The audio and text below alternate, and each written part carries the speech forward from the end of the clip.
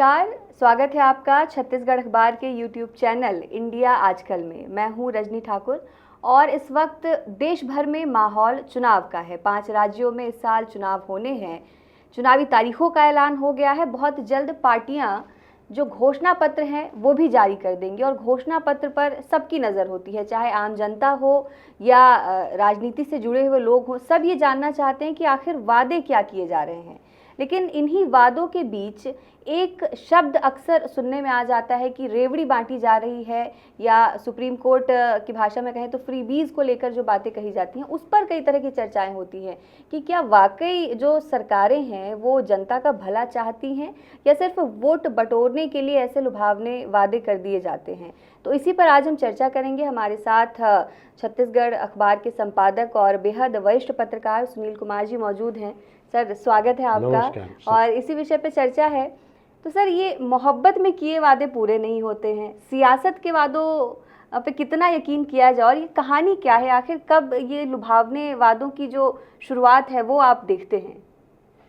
मोहब्बत के वायदे पूरे नहीं होते हैं तो उसमें बहुत सारे प्रेमी जोड़े जो हैं उनमें से कोई एक अदालत चले जाते हैं इसको लेकर। हाँ। लेकिन चुनावी वायदे अगर पूरे नहीं होते हैं जी, तो ये मुश्किल रहता है। फिर 5 साल इंतज़ार करना पड़ता है कि तुमने वायदा पूरा नहीं किया। हाँ। तो इसलिए अब हम तुमको बताएंगे, तुम अगली बार आना वोट पाने के लिए। हिंदुस्तान में ये हो गया है सिलसिला, जिसको फ्रीबीज कहते हैं, रेवड़ी कहते हैं, जिसको हमारे जैसे लोग उसके एक बड़े हिस्से को जी जन कल्याणकारी फैसले भी कहते हैं। जी।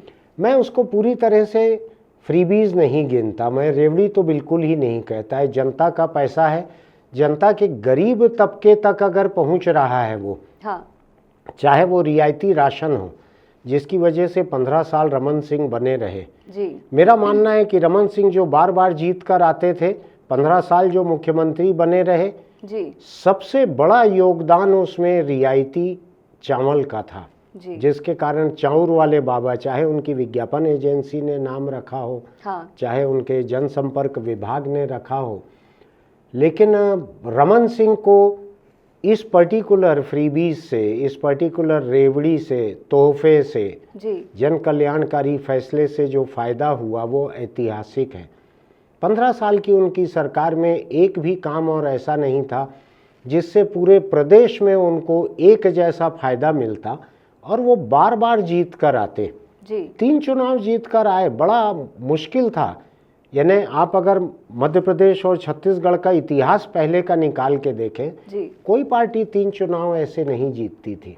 लेकिन तीन चुनाव जीते उन्होंने, पर चाउर वाले बाबा का पीडीएस सिस्टम आखिर फेल कहाँ हो गया कि 15 साल के बाद उसी जनता ने उनको 15 सीटों पर समेट कर रख दिया? ये सवाल आपका बड़ा दिलचस्प है। पीडीएस सिस्टम फेल नहीं हुआ। अपनी सरकार के आखिरी दिन तक रमन सिंह उसी रियायती रेट पर चावल देते रहे। जी। 30 रुपये में 35 किलो या 35 रुपये में 35 किलो था। जी। और 45% आबादी गरीबी की रेखा के नीचे थी। जी। उस आबादी को सभी लोगों को चावल मिलता था। दिक्कत यहाँ पे आ गई कि जनता धीरे धीरे, जो आज आप देखती हैं कि जानवर से लेके इंसान तक एंटीबायोटिक रेजिस्टेंस डेवलप कर लेते हैं। जी। एंटीबायोटिक लेते लेते हमारा शरीर जो है उसके लिए प्रतिरोधक शक्ति विकसित कर लेता है, उसका असर नहीं होता, बेअसर हो जाता है एंटीबायोटिक। जी। ये जन कल्याणकारी कार्यक्रम जो रहते हैं, ये भी एक वक्त के बाद जनता इनको अपना हक मान लेती है और इनका असर खत्म हो जाता है। अर्जुन सिंह के समय में तेंदुपत्ता कार्यक्रम लागू किया गया था, तेंदुपत्ता का राष्ट्रीयकरण, और जो तेंदुपत्ता इकट्ठा करता था उसी को पूरा पैसा मिल जाता था उसका, सरकार केवल बीच में मीडिएटर थी। जी। उसका असर खत्म हो गया धीरे धीरे। शुरू अर्जुन सिंह ने किया था अनडिवाइडेड मध्य प्रदेश के समय में। ऐसा असर खत्म हुआ कि रमन सिंह 3 बार जीत कर आ गए। रमन सिंह के चावल का असर तीसरे कार्यकाल में जाके ऐसा खत्म हुआ कि भूपेश बघेल ने जो धान के बढ़े हुए दाम का वायदा किया, जी। जो उन्होंने कर्ज माफ़ी का वायदा किया, मैं ज़्यादा पे नहीं जा रहा हूँ, उनका घोषणा पत्र बड़ा लंबा चौड़ा था। जी। गंगा जल के साथ वायदा किया गया था कर्ज माफ़ी का, किसान कर्ज माफ़ी का। जी। दूसरा वायदा था कि हम धान इतने दाम पर खरीदेंगे, उन्होंने, भूपेश बघेल ने ये 2 वायदे ईमानदारी से पूरे किए। लेकिन जो पैटर्न नजर आता है सर, आपने भी जिक्र किया कि तेंदुपत्ता का वादा हो या चावल देने का वादा हो, एक वक्त के बाद जनता इन वादों से ऊब जाती है। हाँ। या उनका मन हट जाता है। तो क्या यही चिंता जो है कांग्रेस को भी करनी चाहिए, क्योंकि इस वक्त किसानों को लेकर जो वादे हैं वो कहीं ना कहीं सबसे मजबूत आधार है कांग्रेस के घोषणा पत्र का। मैं इसमें 2 शब्द जो हैं उनको नहीं मानूंगा, न वो ऊब जाती है न उसका मन भर जाता है, थकती नहीं है वो जी। ये बेअसर हो जाता है। जनता इनको अपना हक मान लेती है। जनता मानती है कि ये हमारा हक है, तुमने क्या दिया, ये तो पिछले बार हमने वोट दे दिया था तुमको धान के लिए। हाँ। कर्ज माफी का वोट हम दे चुके हैं, चावल का रमन सिंह को 3 बार वोट दे चुके हैं। तो जनता जब ये मान लेती है, इसको अंग्रेजी में टेकन फॉर ग्रांटेड कहते हैं जी। जनता मान लेती है कि ये हमारा हक है, उस दिन आपको उसके एवज में वो कुछ नहीं देती, एक वोट भी नहीं देती उसके एवज में। कांग्रेस के साथ ये हो सकता है कि जिस रेट पे वो धान खरीदते आ रही है, जितना धान खरीदी के साथ वो लुका छिपा के बोनस देती है अलग अलग योजनाओं के नाम पे, चूंकि सेंट्रल गवर्नमेंट ने मना किया हुआ है जी। 5 साल में एक बार उसने कर्ज माफी की, पहले साल में जी। जनता उम्मीद कर सकती है कि वो तो 5 साल पहले की कर्ज माफी थी, अभी 5 साल में हमने जो कर्ज लिया है उसका क्या होगा। पिछले बार हमने कर्ज माफी पे वोट दिया था, इस बार तो कर्ज माफी भी नहीं दे रहे हो तुम। रमन सिंह की सरकार के बारे में कहा जाता है कि आखिरी के 2 साल उन्होंने धान का बोनस नहीं दिया था। बिल्कुल। लोग नाराज हो गए थे इससे, लोगों को लगा कि आपने वायदा किया था, आपने पूरा नहीं किया, धान का बोनस बोलने के बाद भी नहीं दिया। कांग्रेस के सामने इस बार ये चुनौती हो सकती है, उसके आगे क्या। जैसे मेरे जैसा कोई मिठाई का शौकीन है, उसको ये लग सकता है किसी ने मुझको रसमलाई खिला दी जी। इसके बाद क्या, इसके बाद तो मुझको कोई मिठाई अच्छी नहीं लगती। तो जो जनता है उसका भी मन इन चीज़ों को मान लेता है कि ये चावल हमारा हक था, धान हमारा हक था, कर्ज माफ़ी हमारा हक था, अब नया क्या दोगे ये बतलाओ। हमको तमिलनाडु की तरफ देखना चाहिए, जयललिता जहाँ पर जी। और जयललिता के और पहले से, जिनको आप फ्रीबीज बोलें, कुछ भी बोलें, सुप्रीम कोर्ट कुछ भी कहे, बहुत सारे जन कल्याणकारी कार्यक्रम थे वहाँ पे। अन्ना किचन चालू होता था जहाँ पे 5 रुपए में 4 इडली मिल जाती थी खाने के लिए, 5 रुपए में पेट भर खाना मिल जाता था। अभी शिवराज ने कुछ महीने पहले वैन चालू की है, जहाँ मजदूर रहेंगे वहाँ वो वैन जाके खड़ी हो जाएगी, 5 रुपए में भर पेट खाना खिलाएगी जी। ये अभी मध्य प्रदेश में चालू किया है, मैंने उसके वीडियो देखे हैं, समाचार देखा है जी। सरकार की तरफ से किया गया है। ये चुनौती हो सकता है बाकी राज्यों के सामने, बाकी लोगों के सामने, छत्तीसगढ़ की भाजपा के सामने चुनौती हो सकता है कि जब तुम्हारे मुख्यमंत्री ने मध्य प्रदेश में 5 रुपए में भरपेट की वैन चालू की है, छत्तीसगढ़ में क्यों चालू नहीं करोगे भाई, यहाँ भी चालू करो। सर लेकिन एक सवाल मेरे जहन में बार बार आता है कि बहुत लंबे वक्त से बात होती है कि रोटी कपड़ा मकान, हाँ। उसमें शिक्षा भी है, स्वास्थ्य भी है, जो बुनियादी ज़रूरतें हैं वो जनता को मिलनी चाहिए। लेकिन ये वादों का गणित किस तरह का है कि जो बुनियादी ज़रूरतें पूरी करने के लिए सरकार को ऐसे भी काम करना चाहिए, हाँ। उसको वादों की शक्ल में जनता तक ले जाया जाता है और ये कहा जाता है कि भाई हम आपको, कहीं ना कहीं हर जो वादा है वो इन्हीं 3 चीज़ों से जुड़ा नजर आता है। हाँ। तो वही वादे जो हैं उसको घोषणा पत्र में शामिल करके उस पर वोट ले लिया जाता है और फिर तो ये ऐसा नजर नहीं आता कि विकास पे कम ध्यान होता है और वोट बटोरने पे ज्यादा ध्यान होता है। 2 चीजें हैं, हिंदुस्तान के लोकतंत्र को अगर आप देखेंगी तो संविधान की बुनियादी व्यवस्था के मुताबिक ये निर्वाचित लोकतंत्र है जी। निर्वाचन होता है हर 5 साल में।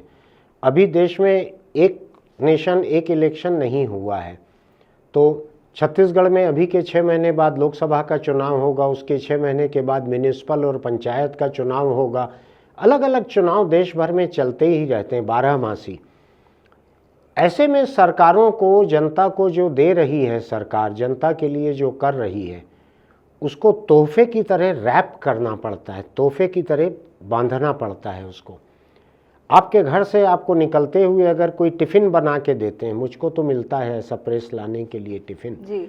उसको गिफ्ट रैप करके नहीं देते, उसको ऐसे ही दे देते हैं, मैं टिफ़िन ला के खोलता हूँ, खाना खा लेता हूँ, गिफ्ट रैप नहीं रहता वो। लेकिन जब आप जनता को कुछ देते हैं तो उसको गिफ्ट रैप करना पड़ता है, उसको लगे कि मुझको कुछ मिला है। जी। चुनावी वायदे जो हैं, चुनावी घोषणा पत्र जो है, ये एक किस्म की गिफ्ट की पैकिंग रहती है, गिफ्ट का पेपर रहता है जी। सुनहला, चमकीला, रंग बिरंगा, जिसमें बांध के उसको दिया जाता है और पाने वाले को लगता है भूपेश बघेल नहीं है, ये सांता क्लाज है, ये रमन सिंह नहीं है, ये चाउर वाले बाबा हैं, ऐसा लगता है उसको। तो ये चुनावी लोकतंत्र जो है उसकी अपनी मजबूरियां हैं कि जो आप जनता को उसके हक में रूप में दे रहे हैं उसको भी आपको गिफ्ट की तरह बांध कर देना है। लेकिन जो आपका दूसरा सवाल है जी कि क्या इतने सारे सामान फ्री में देने के लिए, इतने जन कल्याणकारी काम करने के लिए जी क्या बहुत सारे दीर्घकालीन योजनाओं को, बहुत सारी और बड़ी योजनाओं को क्या उनको किनारे नहीं रखना पड़ता है? तो मैं आपको कर्नाटक की याद दिलाता हूँ। जी अभी कुछ महीने पहले कर्नाटक में चुनाव हुआ, दोनों पार्टियों के घोषणा पत्र थे, जी लेकिन कांग्रेस का घोषणा पत्र शायद ज़्यादा वजनदार था, ज़्यादा वायदे थे उसमें। लोग जब देखते थे सिलेंडर इतने में मिलेगा, घर बैठे लड़की के खाते में इतना पैसा आएगा, महिला के खाते में इतना पैसा आएगा, बेरोजगारी भत्ता इतना रहेगा, तो लगता था ऐसा लोगों को कि ये कांग्रेस का बेहतर है। जी लोग कैलकुलेट करके देख लेते थे, मेरे घर में कितना आएगा, बीजेपी से कितना आएगा, कांग्रेस से कितना आएगा। अब जनता भी कैलकुलेशन करने लगी है। अभी मोबाइल फ़ोन पे कैलकुलेटर आ गया है, आपको कैलकुलेटर की भी ज़रूरत नहीं पड़ती, तो लोग कैलकुलेट करते हैं मेरे घर की इकनॉमी में हर महीने कितना फ़र्क पड़ेगा, उस हिसाब से लोग वोट डालते हैं। कर्नाटक में हालत ये हुई कि सरकार के पास लोग जब पहुँचे कि इस काम के लिए बजट सेंक्शन कीजिए, इस काम के लिए पैसा दीजिए, तो कर्नाटक के एक मंत्री ने कहा इस साल का पूरा बजट हमारे 5 चुनावी वायदों में ख़त्म हो गया है, अब जो होगा बाद में होगा, अब हमारे पास कोई पैसा नहीं बचा है। ये तो बहुत बड़ी बात है सर, और यही मेरी चिंता भी है कि फिर उत्पादकता कितनी रह जाती है इन चुनावी वादों की। कर्नाटक जैसा राज्य अगर चुनाव के कुछ ही समय के बाद हाथ खड़े कर दे रहा है और कह रहा है कि अब हमारे पास पैसे नहीं हैं, तो कर्नाटक से भी ज़्यादा बुरी स्थिति में कई राज्य हैं हमारे देश में, तो ऐसे में विकास कैसे होगा? इसमें एक चीज़ है, हर राज्य की अर्थव्यवस्था हिंदुस्तान में अलग अलग है जी। कोई भी राज्य दूसरे राज्य पे बोझा नहीं बन सकते। एक राज्य के भीतर जिले तो एक दूसरे पे बोझा बन सकते हैं कि छत्तीसगढ़ में कोरबा और दंतेवाड़ा, इन 2 जिलों में डीएमएफ का बहुत सारा पैसा आता है, तो उस पैसे का कुछ हिस्सा सरकार दूसरे जिलों में बांट देती है। लेकिन राज्यों का पैसा एक दूसरे राज्य में बांटने का हमारा कोई फेडरल स्ट्रक्चर नहीं है। इसलिए जिस राज्य के पास बांटने के लिए पैसा है, जिसकी कमाई ज़्यादा है, वो अपनी जनता में बांटते हैं खुलकर। राजस्थान और मध्य प्रदेश जैसे राज्य कर्ज में डूबे हुए हैं, भयानक डूबे हुए हैं कर्ज में, उसके बावजूद वो बांट रहे हैं। इनकी चर्चा हुई है सुप्रीम कोर्ट के मामले में कि इनको क्या हक होना चाहिए। पिटिशनर ने कहा इनको क्या हक होना चाहिए कि कर्जा ले लेके ये बांटें, कर्जा लेके रेवड़ी बांटें, फ्रीबीज बांटें, जो भी करें जी। ये उस राज्य को अपने को खुद को सोचने की ज़रूरत है कि क्या वो बांटने की हालत में है। लेकिन देखा देखी, चूँकि देश तो एक है, फ्री फ्लो ऑफ इंफॉर्मेशन है, सबको एक दूसरे की खबर लगती है, तो ये निकल के आता है कि जब उस राज्य ने बांटा है तो आप क्यों नहीं बांटोगे। मैं आपको एक दिलचस्प बात बतलाता हूँ। ये शर्मा जी के लड़के ने इतना नंबर लाया, तुम क्यों नहीं ला तुम रहे क्यों हो? नहीं लेके आए? यही मानसिकता सड़कों से लेके संसद तक बिल्कुल। नजर और आती मैं है। पिछले चुनाव का आपको बड़ा दिलचस्प वाकया बताता हूँ। 2 मुद्दों को लेके भूपेश बघेल कांग्रेस पार्टी को लेकर सरकार में आए। जी। एक, धान का हम इतना दाम देंगे, दूसरा किसान कर्ज माफी। ये दोनों ही मुद्दे भाजपा की तरफ से अमित शाह और नरेंद्र मोदी को सुझाए गए थे, छत्तीसगढ़ भाजपा की तरफ से। जी।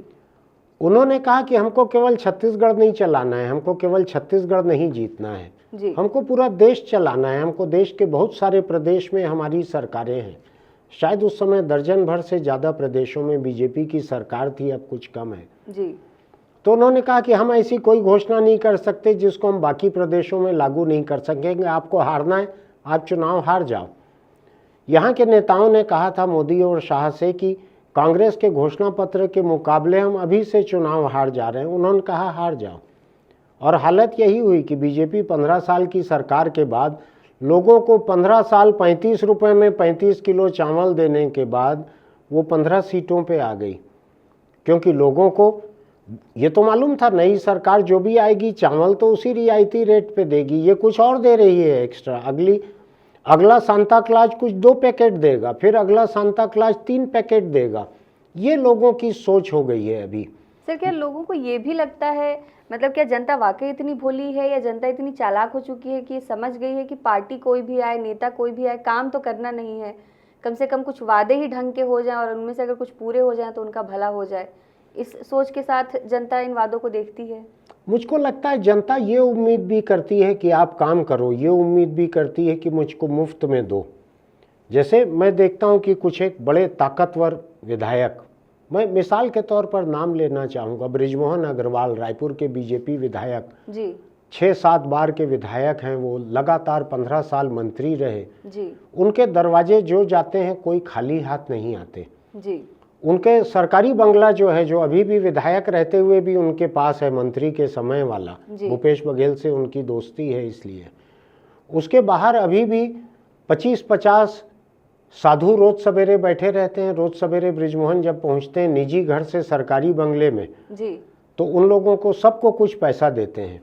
लोग तो ये भी कहते हैं कि अगर आप बृजमोहन अग्रवाल से मिलना चाहते हैं तो टेलीफोन की भी जरूरत नहीं है, घर के बाहर अगर भीड़ आपको नजर आ रही है हाँ, यानी वो आने वाले हैं या मौजूद हैं। हाँ, मौजूद हैं।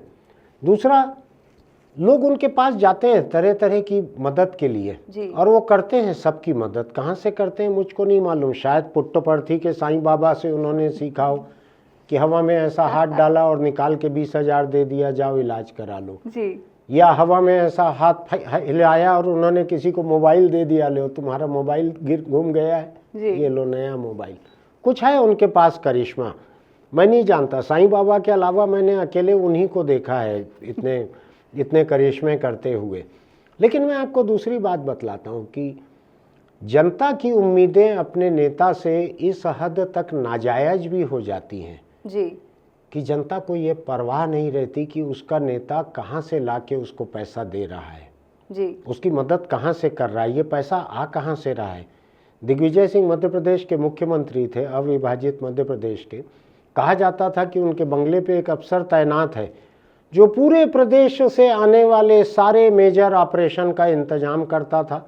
दिल्ली है, बम्बई है, जहाँ इलाज के लिए जाना है, जितना पैसा लगना है जी, सबका इंतजाम करता था। वो सरकारी खजाने से परे किसी रहस्यमय तरीके से वो भुगतान होते रहता था। कहाँ से वो पैसा आता था?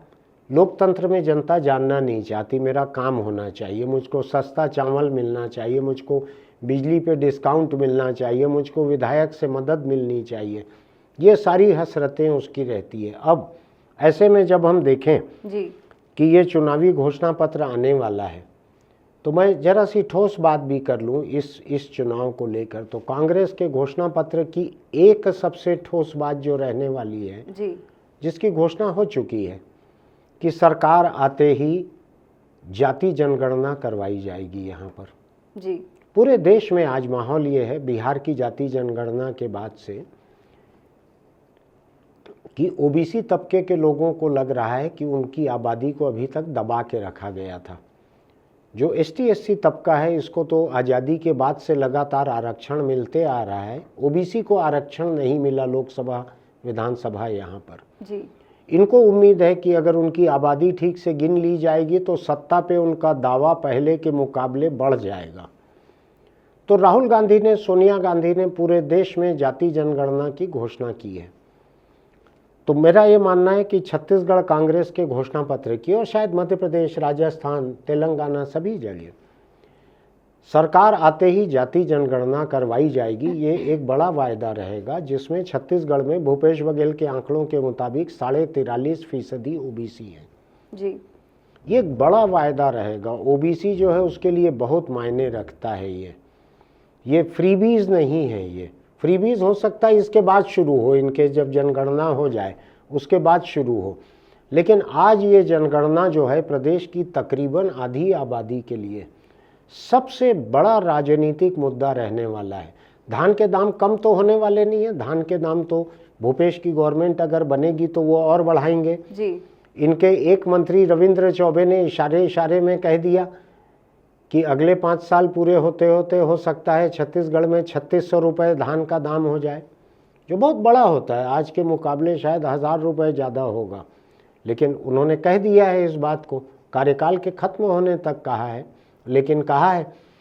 दूसरी तरफ मैं ये बतलाना चाहूँगा कि भाजपा के जितने नेताओं से मेरी बात होती है जी, उनका कहना है हमारे नेताओं ने इस बार ये तय कर लिया है कि हमारे घोषणा पत्र में किसान के लिए कांग्रेस के घोषणा पत्र के मुकाबले 21 रहेगा।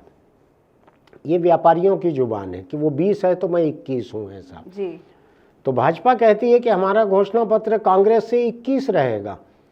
तो क्या रहेगा? कांग्रेस तो 3600 की तरफ इशारा कर रही है अगले कार्यकाल के खत्म होने तक। क्या भाजपा 3700 कर देगी, 3800 कर देगी, क्या करेगी? या बचा हुआ 2 साल का जो बोनस है बोनस है क्या उसको देगी? लेकिन अभी एक दिलचस्प बात बाकी है जो आपने पूछी नहीं है, लेकिन मैं खुद कह रहा हूँ। जी बिल्कुल। घोषणा पत्र में फ्रीबीज के अलावा कुछ किस्म के वायदे भी किए जाते हैं जो कि फ्री नहीं रहते, पैसे वाले नहीं रहते जी, लेकिन बड़े वायदे रहते हैं। छत्तीसगढ़ के पिछले विधानसभा चुनाव में कांग्रेस पार्टी ने शराबबंदी का एक बहुत बड़ा वायदा किया यही था। मेरा अगला विषय भी होने वाला था, आपने जिसका जिक्र भी। हाँ, मेरे बोलने के बाद तो आप बोल ही सकती हैं कि आपका अगला सवाल यही होने वाला था। ये सर, वो सरकार भी ऐसा कहती कि हम बस ये वादा पूरा करने ही वाले थे। मेरे को ऐसा लग रहा था, आपके चेहरे पे कहीं ऐसा दिख रहा था आप दारू के बारे में कुछ पूछेंगी, इसलिए मैं जल्दी शुरू हो गया। कुल मिला के ये है, शराबबंदी का वायदा जो कांग्रेस ने किया उसने एक धेला भी उसको पूरा नहीं किया। मैं कांग्रेस के गुणगान कर चुका हूँ, लेकिन मैं शराबबंदी के बारे में कहना चाहूँगा। हम चूंकि घोषणा पत्र की बात कर रहे हैं जी, कांग्रेस अपने घोषणा पत्र में अगर कहेगी कि हम शराबबंदी करेंगे, मेरे ख्याल से लोग अपना अपना पंजा लेके उसके पीछे दौड़ेंगे। आप समझ रही हैं ना, अपना पंजा लेके दौड़ने का मतलब, अपना अपना पंजा लेके दौड़ेंगे कांग्रेस के पीछे अगर कांग्रेस अब शराबबंदी का वायदा करेगी तो। दूसरा, मुझसे भाजपा के कुछ नेता मिलने आए थे जी, मुफ्त में सलाह चाहते थे।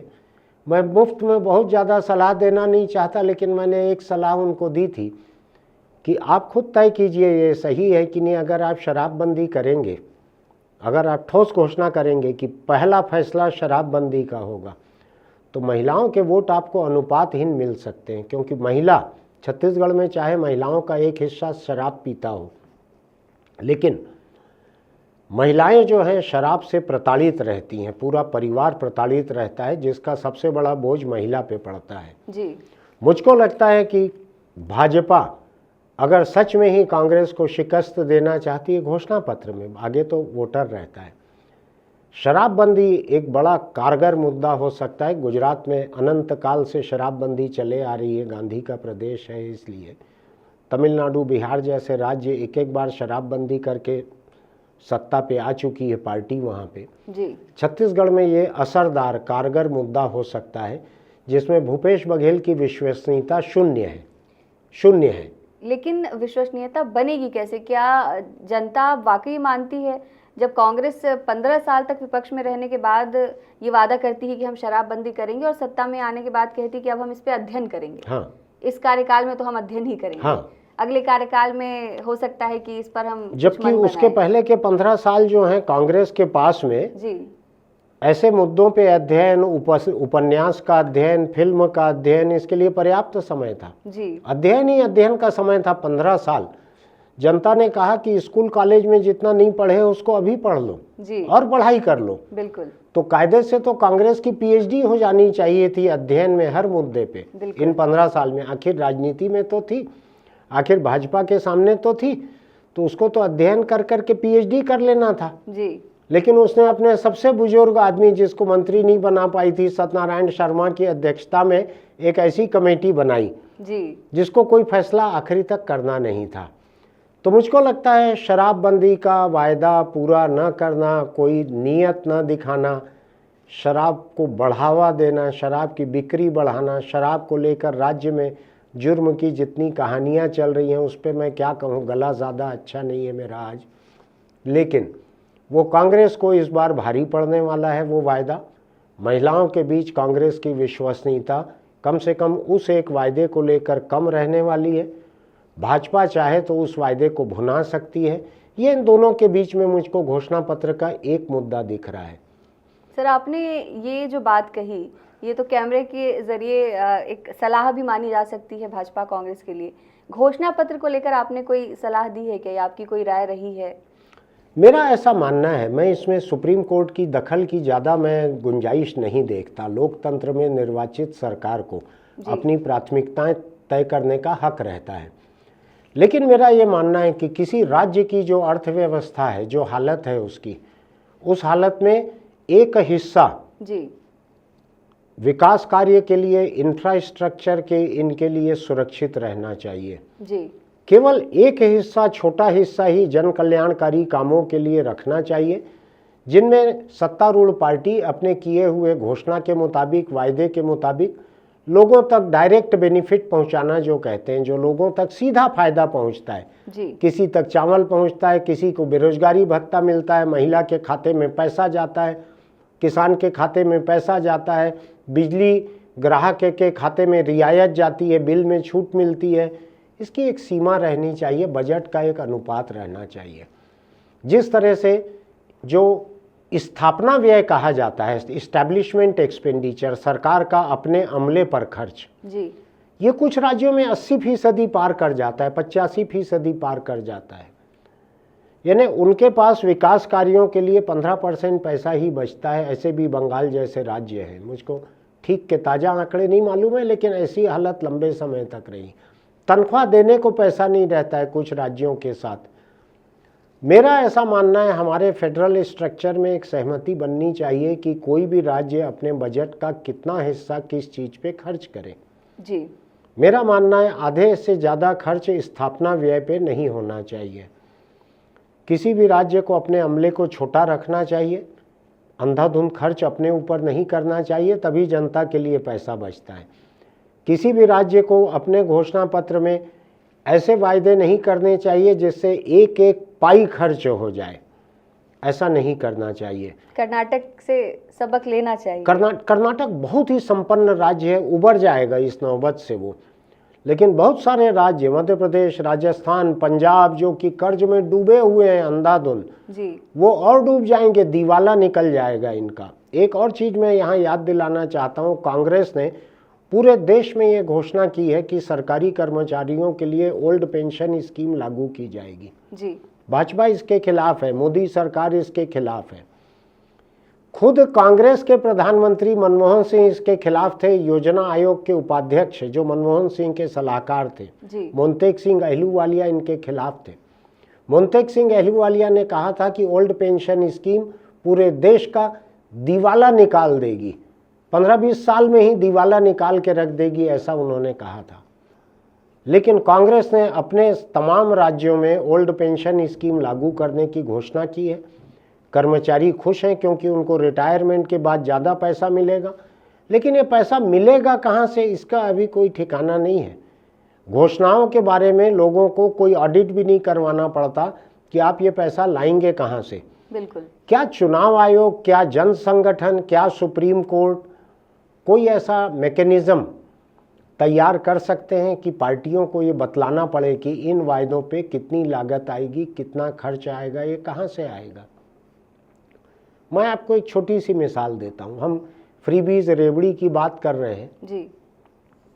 मैंने भी जन कल्याण की एक बात भूपेश बघेल की सरकार को सुझाई थी जी। मैंने एक प्रोजेक्ट तैयार करके एक पन्ने का उनको दिया था कि सरकारी स्कूलों में मिड डे मील का खाना मिलता है। दोपहर को 1 बजे 1:30 बजे तक बच्चे खाना खा लेते हैं। गरीब बच्चे ऐसे हैं जो परिवार में 6-7 बजे शाम का खाना खा लेते हैं, अगले दिन 1:30 बजे तक उनको कुछ खाने नहीं मिलता। उन मजदूर परिवारों के, गरीब परिवारों के बच्चों के घर में नाश्ते का रिवाज नहीं है, खाली पेट रहते हैं, उनकी लर्निंग एबिलिटी टू लर्न कमज़ोर हो जाती है। बिल्कुल। मैंने सरकार को सुझाया था, मैं बिल्कुल सुझाना नहीं चाहता था, लेकिन ये मेरे दिल के करीब था मामला, तो मैंने सुझाया था कि स्कूलों में नाश्ते का इंतज़ाम किया जाए जी। छत्तीसगढ़ की सरकारी स्कूलों में करीब 30 लाख बच्चे हैं। इन 30 लाख बच्चों को अगर सुबह का नाश्ता दिया जाता तो 300 करोड़ रुपए सालाना का खर्च था। छत्तीसगढ़ का सालाना बजट 1 लाख करोड़ पार कर चुका है। मेरा ये मानना है कि हमारी आने वाली पीढ़ी जो है उसके शारीरिक और मानसिक और बौद्धिक विकास के लिए, शैक्षणिक विकास के लिए अगर उसका पेट सुबह भरा रहे पढ़ाई के पहले जी, उसके लिए 300 करोड़ रुपए सालाना बड़ी रकम नहीं थी। ये 1 लाख करोड़ से ज़्यादा के बजट के लिए ये 0.3% थी, 1% का 1/3 हिस्सा। 30 लाख बच्चों को इससे फ़ायदा मिल सकता था। मेरा अभी भी मानना है, भूपेश बघेल सरकार ने नहीं किया, उनकी मर्जी, मैं उनका कोई औपचारिक सलाहकार नहीं हूँ, लेकिन मेरा ये मानना है कि कोई भी राजनीतिक दल, चाहे कांग्रेस हो, भाजपा हो, आम आदमी पार्टी हो, कोई भी पार्टी हो, उससे ये वायदा लोगों को लेना चाहिए कि अगर तुम सत्ता में आओगे तो गरीब बच्चों के लिए सरकारी स्कूलों में सुबह का नाश्ता आप चालू करोगे। तमिलनाडु ने किया है जी, और मैं आपको बतलाता हूँ इसका अपार फर्क पड़ता है। ये मैंने अपने मन से ये प्रोजेक्ट बना के नहीं दिया था जी, जो पोषण आहार के मामले में देश के जो सबसे बड़े कुछ विशेषज्ञ हैं उनसे बात करके मैंने दिया था। वो लोग पूरे देश की सरकारों को सुझाते हैं योजनाएं, उनसे मैंने छत्तीसगढ़ के साइज का प्रोजेक्ट बनवा के उनको दिया था। ये नहीं किया इस सरकार ने 5 साल में, उसको नहीं किया। कोई बात नहीं, हर एक की अपनी प्राथमिकताएं होती हैं।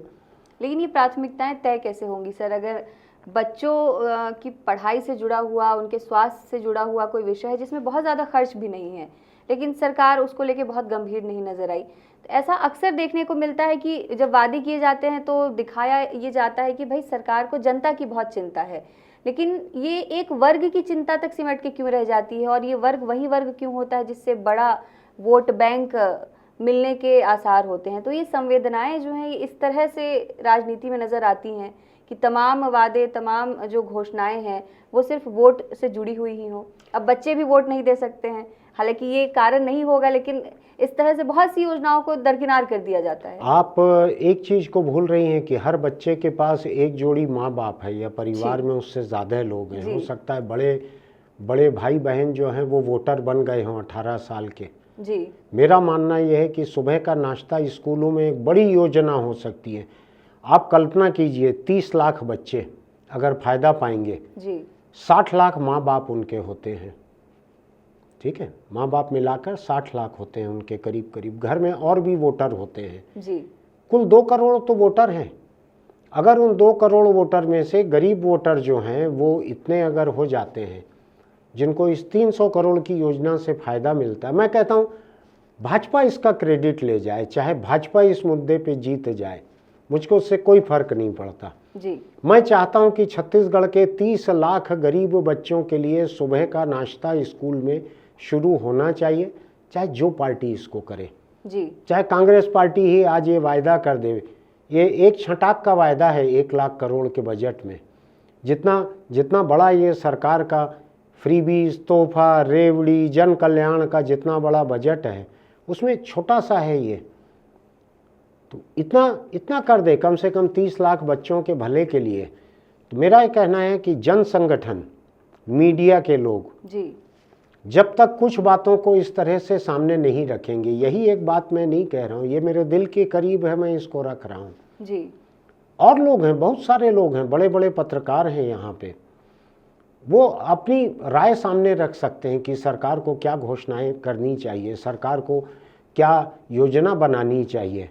आखिर मैं तो इसी प्रदेश में रहता हूँ जहाँ चाहे कांग्रेस की सरकार हो चाहे भाजपा की सरकार हो, मुझको तो उसी प्रदेश में रहना है। तो मुझको कभी कभार ऐसी सलाह देने में शर्म महसूस नहीं करना चाहिए, और वो मानी न जाए तो बुरा भी नहीं मानना चाहिए, मुझको कोई बुरा नहीं लगता। लेकिन जी, बच्चे वोट नहीं देते हैं इसलिए उनके माँ बाप भी प्रभावित नहीं होंगे, ऐसा मैं नहीं मानता। ये तो हम भी नहीं मानते हैं सर, लेकिन सरकारों का जो वादा करने और वादों को निभाने का पैटर्न होता है वो कहीं ना कहीं सीधा जो डायरेक्ट वोट है उस तक पहले पहुंचने का नजर आता है। हाँ, मुझको लगता है कि इस देश में अगर ऐसा रहता तो मिड डे मील स्कीम कभी शुरू ही नहीं हुई रहती। इस देश में पोलियो ड्रॉप्स जो हैं, जो कि 5 साल की उम्र के बाद नहीं ज़रूरत पड़ती, पोलियो ड्रॉप्स की स्कीम ही शुरू नहीं हुई रहती। इस देश में यूनिसेफ के चलाए हुए दूसरे टीकाकरण कार्यक्रम शुरू ही नहीं हुए रहते। इनमें से कोई बच्चा अगले 13 साल वोटर नहीं बनने वाले हैं, ऐसा नहीं होता है। उनके माँ बाप भी प्रभावित होते हैं जी, और अगर वोट के लिए प्रभावित नहीं है तो उससे परे भी जन कल्याण की कुछ जिम्मेदारी पार्टियों के ऊपर, सरकारों के ऊपर रहती है। मैं उम्मीद करता हूँ कोई बड़ी पार्टी न सही, कोई छोटी पार्टी, शायद नेताम जी की, शायद अमित जोगी की, शायद गोंडवाना, शायद आम आदमी पार्टी, कोई कहे कि हम सुबह का नाश्ता देंगे। अगर कोई पार्टी ऐसा कहेगी कि हम सुबह का नाश्ता देंगे, घोषणा पत्र में शामिल करें, तो मैं अपना वोट उसी पार्टी को दूंगा। बिल्कुल, ये बड़ी बात है सर। और जिस तरह से आपके मन में ये बात आई, उस तरह से जनता के मन में भी बहुत सी बातें होंगी कि भाई हमसे ये वादा किया जाए या हमारे लिए ये घोषणाएं जो हैं घोषणा पत्र में शामिल की जाए, लेकिन ऐसा कोई प्लेटफॉर्म नज़र नहीं आता है जहां जनता की बात आ सके। तो इस तरह का कुछ बदलाव होना चाहिए कि जनता के मन की बात तो पता चले, पार्टियों के लिए भी बेहतर हो जाएगा। एक बात बतलाइए मुझको, आज के वक्त जो सोशल मीडिया लोगों को मुफ्त में हासिल है जी, फेसबुक, ट्विटर, इंस्टाग्राम, जिसमें आप गा गा के भी अपनी बात पोस्ट कर सकते हैं जी। कहीं कका के बारे में, कहीं बबा के बारे में, कहीं चाउर वाले बाबा के बारे में, अच्छा बुरा आप गाना गा के भी रिकॉर्ड करके पोस्ट कर सकते हैं जी। वहाँ पे आपको लगता है कि लोगों के पास मंच की कमी है? अरे लोग जो हैं वो नालायक हैं, वो अपनी बात को, अपने लोकतांत्रिक हक को सामने रखना नहीं चाहते, जहमत उठाना नहीं चाहते, 2 लाइन की गंभीर सलाह लिखना नहीं चाहते। ऐसी जनता फिर ऐसी ही सरकार की हकदार रहती है जो उसके मर्जी का न करे, जनता की ज़रूरत का न करे। आज सोशल मीडिया जिस तरह से मुफ्त में हासिल है हर किसी को जी, आज टीवी चैनल वाले अपने कैमरे और माइक ले लेके सड़क किनारे, फुटपाथ पे किसी के भी मुंह में माइक डाल रहे हैं, किसी से भी राय पूछ रहे हैं। अगर उसमें भी लोगों को कोई समझदारी की बात नहीं बोलना है, लोगों को अगर समझदारी से सोचना ही नहीं है अपने देश प्रदेश के बारे में जी, अपने भले और बुरे को समझना ही नहीं है, केवल ये देखना है आटा कौन सी सरकार फ्री में देगी और डाटा कौन सी सरकार फ्री में देगी, अगर इससे आगे आपको नहीं सोचना है तो आप ऐसे ही खैरात पाते रहोगे, जिसको सरकार सौगात बोलते रहेगी, जिसको मोदी रेवड़ी बोलते रहेगा, जिसको सुप्रीम कोर्ट फ्रीबी बोलते रहेगी। मुझको लगता है जनता को जिम्मेदार होकर जिम्मेदारी के साथ कुछ एक फ्रीबीज़ का विरोध करना चाहिए, कुछ एक फ्रीबीज़ मांगनी चाहिए, कुछ एक जन कल्याण की योजनाएं मांगनी चाहिए, और ये भी समझना चाहिए कि सरकार जो है वो केवल चुनाव के अगले दिन कुछ मुफ्त में देने के लिए नहीं है। सरकार की जिम्मेदारी दीर्घकालीन योजनाएं बनानी भी है, 5 साल के बाद की योजनाएं बनानी भी है। ठीक, यानी वादों पर यकीन जो है पूरी पूछ परख के साथ और तमाम दावों को देखने के बाद ही करना चाहिए जनता को, क्योंकि फैसला मुझको लगता है कि वादों पे भरोसा करने के बजाय सरकारों की और पॉलिटिकल पार्टीज की कॉलर पकड़नी चाहिए कि इस बारे में वायदा करो, तुम्हारा क्या कहना है, इस बारे में बताओ तुम क्या करोगे। रखी कैसे जाए सर, क्योंकि आपने सोशल मीडिया का जिक्र किया, अनगिनत आवाज़ें हैं, अनगिनत बातें हैं सोशल मीडिया पे, उस आवाज़ को उन लोगों तक पहुंचाना जो घोषणा पत्र में वादे शामिल करेंगे, ये बड़ा मुश्किल। हम देखते हैं अमेरिका में जब राष्ट्रपति चुनाव होते हैं तो पब्लिक डिबेट्स होते हैं, हमारे देश में इस तरह का कुछ नज़र नहीं आता। तो एक कोई प्लेटफॉर्म तो हो कि जनता की आवाज़ सीधे उन लोगों तक पहुंचे। हाँ, मुझको लगता है कि मैं अमेरिकन लोकतंत्र की और चुनावी व्यवस्था की इस बात के लिए तारीफ करता हूँ जी कि दोनों ही पार्टी के लीडर जो हैं आमने सामने खड़े होके, एक एंकर जो हैं दोनों से सवाल करते हैं और दोनों को जवाब देना पड़ता है, वहाँ लोग बैठे रहते हैं, शायद उनके बीच से भी सवाल आते हैं। ये एक होना चाहिए, एक दूसरे के सामने खुली बहस जी होना चाहिए। देखते हैं अब क्या होता है। अब कुछ दिन में ही दोनों ही पार्टियों के घोषणा पत्र आ जाएंगे, किसी की गारंटी आएगी, किसी का वायदा आएगा, किसी का संकल्प पत्र कहलाएगा। देखते हैं क्या होता है। तो देखते हैं, इंतज़ार हमें भी है कि पार्टियों के घोषणा पत्र में क्या कुछ शामिल होता है और जनता का फैसला क्या होता है। इस विषय पर फिलहाल चर्चा यहीं तक। अगली बार किसी नए विषय के साथ, जनता से जुड़े किसी और मुद्दे के साथ हम आपके सामने आएंगे। तब तक के लिए धन्यवाद। 5 साल के बाद आपके पास फिर एक मौका आया है वोट डालने का। ये इसलिए ज़रूरी है क्योंकि इन पिछले 5 सालों में हमने कई बार ये सुना, देखा और परखा कि बहुत सारी चीज़ें सरकार नहीं की है, और आप दुखी भी हुए हैं क्योंकि क्यों ये काम नहीं हो पा रहा है। महिलाओं की बात हो, बच्चों की बात हो, बुज़ुर्गों की बात हो, कई ऐसा एग्जाम्पल्स है हमारे पास जिससे हमको लगता है कि सरकार को बढ़ चढ़ कर करना चाहिए। और फिर हम घर में बैठ के बात करते हैं, दोस्तों से बात करते हैं कि हमने गलत वोट डाल दिया है या वोट नहीं डाला है। और इसके कारण ये काम हो रहा है या काम नहीं हो पा रहा है। तो आप सबसे अपील है कि आप बढ़ चढ़कर सामने आइए, वोट डालिए। जो काम आप करवाना चाहते हैं, जो काम आपके एजेंडा में है, वो सरकार करे और सही सरकार करे, सही लोग चुनकर आए और सही सरकार बने। और ये सब मिलकर आपका जो मनचाहा काम है, जो आप चाहते हैं कि सोसाइटी का डेवलपमेंट हो, एक बेटर सोसाइटी हो, उसके लिए एक अच्छी सरकार को आप चुन के लाइए। मौका है, चूकिएगा नहीं। शुक्रिया।